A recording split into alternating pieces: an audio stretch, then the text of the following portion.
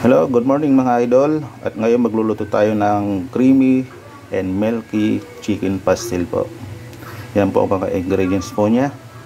Yung chicken po marinated na po yan sa konting toyo saka konting kalamansi lang po para matanggal po yung lansa. Yan po ang mga ingredients po niya. Okay, let's go. Okay, ito na mga idol. Lagyan na natin ng oil.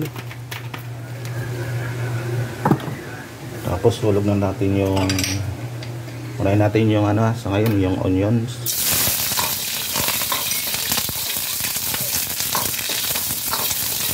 Tapos yung garlic. Tapos hulog na natin yung chicken marinated.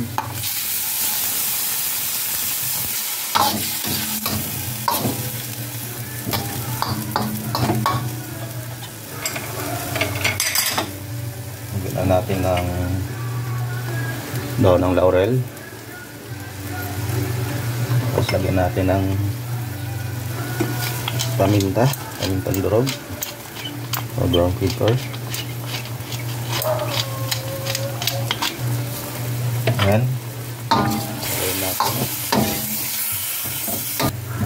Lagyan natin yung ating bitchin.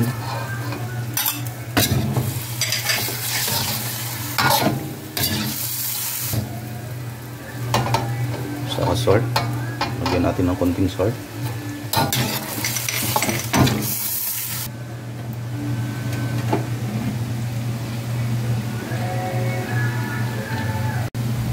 Okay.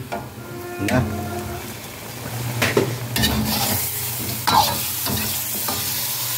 Matulog siya ng konti. Tapos lagay po na hotdog. Ito po, chicken hotdog. Pwede rin chorizo or chicken sausage. Kung anong gusto niyo po maglagay, pwede po yan.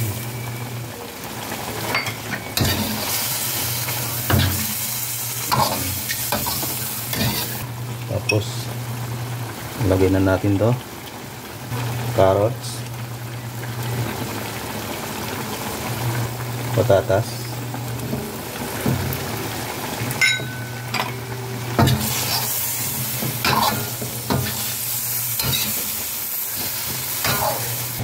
tapos lagyan na natin itong red bell pepper. Ayan. Tapos lagay na natin itong all-purpose cream. Ayan.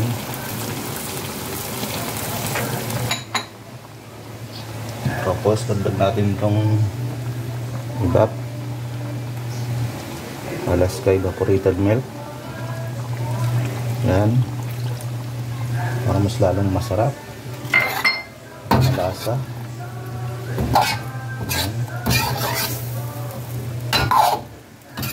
Takpan muna natin.